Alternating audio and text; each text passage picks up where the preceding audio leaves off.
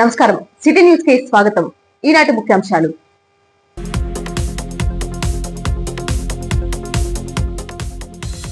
కస్తూరిబా గాంధీ బాలికల అదనపు వసతి గృహ నిర్మాణానికి శంకుస్థాపన చేసిన ప్రభుత్వ చీఫ్ విప్ జీవి.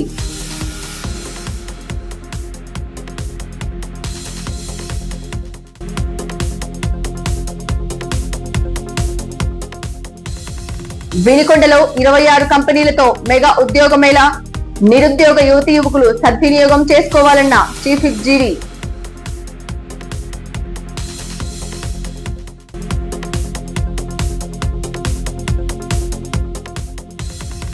కమ్మవారిపాలెంలో 15 లక్షల అభివృద్ధి పనులకు శంకుస్థాపన చేసిన ప్రభుత్వ చీఫ్ విప్ జీవి.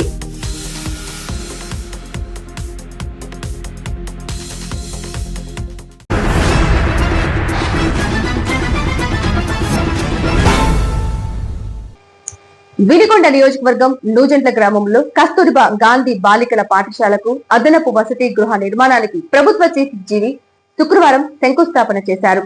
చీఫ్ విప్ జీవి మాట్లాడుతూ బాలికల విద్యకు ప్రభుత్వం అధిక ప్రాధాన్యతనిస్తుందని, వారికి మెరుగైన వసతులు కల్పించడమే లక్ష్యంగా పేర్కొన్నారు. నూతనంగా నిర్మించనున్న ఈ అదనపు వసతి గృహం ద్వారా బాలికలకు మరింత సౌకర్యవంతమైన విద్యాలయం అందుబాటులోకి వస్తుందని ఆశాభావం వ్యక్తం చేశారు.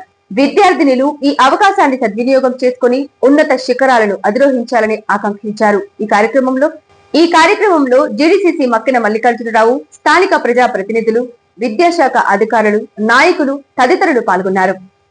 కేజీబీవి బాలికల అదనపు గదుల వసతి గృహ నిర్మాణం కోసం 1,85,00,000 రూపాయలు మరి ఎన్డీఏ ప్రభుత్వం శాంక్షన్ ఇవ్వడం జరిగింది. నారా లోకేష్ గారు, మంత్రి గారు ప్రత్యేక దృష్టి పెట్టి ఎక్కడ ఆడబిడ్డలు బాధపడకూడదు, వాళ్ళు బాగా చదువుకోవాలి, వాళ్ళకి వసతులన్నీ కూడా నంబర్ 1 గా ఇవ్వాలని మంత్రి లోకేష్ గారు దీని మీద ప్రత్యేక దృష్టి సారించడం జరిగింది. ముఖ్యంగా గత ప్రభుత్వం నిర్లక్ష్యం వలన అదనపు గదులు నిర్మాణం చేపట్టలేకపోయారు.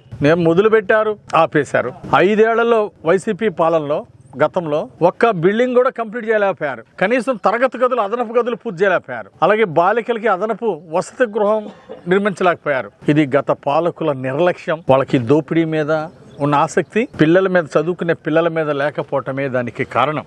అందుకోసమే ఈరోజు కేజీబీవి పాఠశాల నిర్మాణం, అదనపు గదుల నిర్మాణం తొందరగా పూర్తి చేస్తాం. అలాగే ఏ గదులు అయితే పెండింగ్ ఉన్నాయో వాటిని ఏ గారికి ఆదేశిస్తున్నా అర్జెంటుగా ఆ తరగతి గదులు కూడా, అదనపు తరగతి గదులు ఏవైతే అవసరం ఉందో వాటిని కూడా త్వరితగతిన పూర్తి చేయాలని చెప్పేసి నేను ఆదేశాలు ఇస్తున్నా.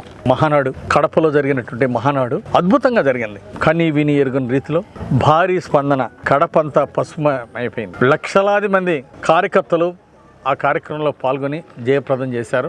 సో ఒక మంచి కార్యక్రమాన్ని సక్సెస్ఫుల్ నిర్వహించినటువంటి ఒక స్ఫూర్తి, కార్యకర్తల్లో ఒక ధైర్యాన్ని, స్ఫూర్తిని, విజన్ 2047 విజన్ కి బాటలు వేసినటువంటి చంద్రబాబు నాయుడు గారికి, అలాగే నారా లోకేష్ గారికి ప్రత్యేక ధన్యవాదాలు తెలియజేస్తున్నా. జిల్లా నైపుణ్యాభివృద్ధి సంస్థ ఆధ్వర్యంలో శనివారం వినికొండలో మెగా జాబ్ మేళా నిర్వహిస్తున్నట్లు ప్రభుత్వ చీఫ్ విప్ జీవి ఆంజనేయులు తెలిపారు.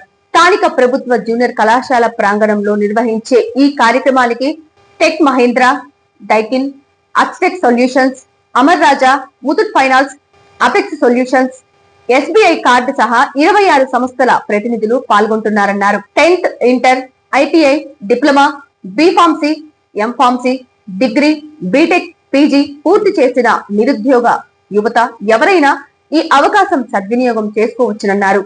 ఈ మేరకు శుక్రవారం పత్రికా ప్రకటనను చీఫ్ విప్ జీవి ఆంజనేయులు విడుదల చేశారు. ఉదయం 9 గంటల నుంచి సాయంత్రం 4 గంటల వరకు మేళా కొనసాగుతుందని, 18 సంవత్సరముల నుండి 40 సంవత్సరముల లోపు నిరుద్యోగులు బయోడేటా, సర్టిఫికెట్స్ తో నేరుగా హాజరు కావచ్చునని తెలిపారు. ఐటీ, ఫైనాన్స్, పరిశ్రమలు, తయారీ, సాఫ్ట్వేర్, రీటైల్ రంగాల్లో ఉద్యోగ అవకాశాలు కల్పిస్తారన్నారు. ఎంపికైన వారికి 12,000 నుంచి 40,000 వరకు వేతనం లభిస్తుందని, చదువుకున్న యువతి యువకులు ఈ జాబ్ మేళను ఉపయోగించుకోవాలని కోరారు. వినికొండ ప్రాంతంలో చదువుకున్న ప్రతి ఒక్క యువతి యువకులకు ఉద్యోగాలు కల్పించాలనే సంకల్పంతో ముందుకెళ్తున్నామని తెలిపారు. 5 ఏళ్లలో రాష్ట్రంలో 20 లక్షల మందికి ఉద్యోగ ఉపాధి అవకాశాలు కల్పించడంలో భాగంగానే వినికొండలో ఈ ఉద్యోగ మేళా ఏర్పాటు చేశామన్నారు. ప్రతి 6 నెలలకోసారి ఉద్యోగ మేళా పెట్టించి నిరుద్యోగులకు ఉద్యోగ అవకాశాలు కల్పించడం జరుగుతుందన్నారు. రేపు మెగా జాబ్ మేళా వినుకొండలో నిర్వహిస్తున్నాం. 10వ తరగతి చదివిన వాళ్ళకి, డిగ్రీ చదివిన వాళ్ళకి, పీజీ చదివినటువంటి వాళ్ళకి, ఇంటర్ చదివిన వాళ్ళకి కూడా 10వ తరగతి నుండి పీజీ కోర్స్ దాకా చదివిన వాళ్ళందరికీ కూడా 25 కంపెనీలు వినుకొండ వస్తున్నాయి. పెద్ద పెద్ద కంపెనీలు ఇక్కడే ఇంటర్వ్యూలు చేసుకుంటారు.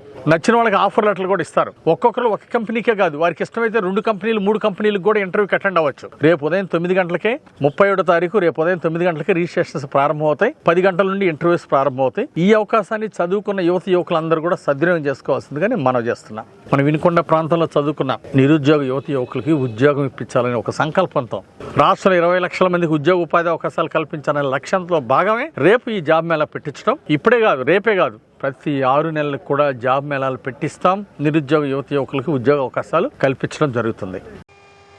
వినుకొండ నియోజకవర్గం నూజెండ్ల మండలం కమ్మవారిపాలెం గ్రామంలోని ఎస్టీ కాలనీలో 15 లక్షల వ్యయంతో చేపట్టనున్న అభివృద్ధి పనులకు ప్రభుత్వ చీఫ్ విప్ జీవి శంకుస్థాపన చేశారు.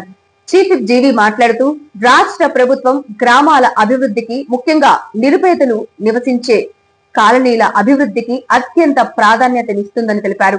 కమ్మవారిపాలెం ఎస్టీ కాలనీలో నిధులు మంజూరు కావడంతో స్థానిక ప్రజల దీర్ఘకాలిక ఆకాంక్ష నెరవేరనుందని ఆయన అన్నారు. ఈ నిధులతో కాలనీలో మౌలిక సదుపాయాలు మెరుగుపడతాయని, ప్రజల జీవన ప్రమాణాలు పెరుగుతాయని ఆశాభావం వ్యక్తం చేశారు. ఈ కార్యక్రమంలో జిడిసిసి చైర్మన్ మక్కెన మల్లికార్జునరావు, స్థానిక ప్రజా ప్రతినిధులు, నాయకులు, కార్యకర్తలు పాల్గొన్నారు.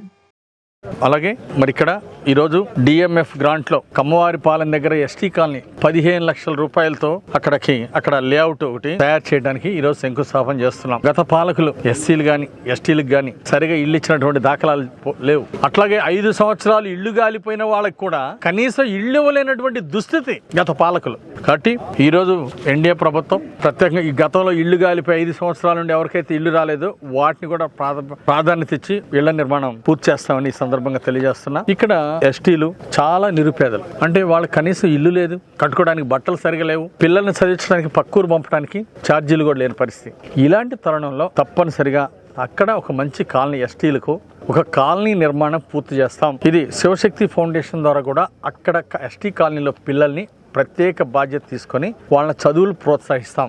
వాళ్ళు డిగ్రీలు పీజీలు చదువుతామన్నా సరే వాళ్ళ చదువుకి అలాంటి ఎస్టీలు నిరుపేద పిల్లలకి శివశక్తి ఫౌండేషన్ ద్వారా కూడా అండగా ఉంటాం. ప్రభుత్వం ద్వారా ఎస్టీ కాలనీ హౌసింగ్ నిర్మాణం ఆ కాలనీకి పూర్తి చేస్తాం.